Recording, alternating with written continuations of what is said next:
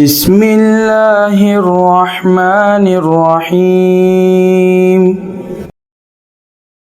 We, the people of India, having solemnly resolved to constitute India into a sovereign, socialist, secular, democratic republic, and to secure to all its citizens justice, social, economic, and political liberty of thought, expression, belief, faith, and mercy, equality of status and of opportunity, and to promote among them all fraternity, assuring the dignity of the individual and the unity and integrity of the nation.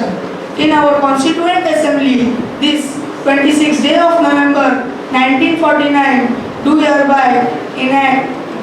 hereby adopt, enact, and give to ourselves this Constitution.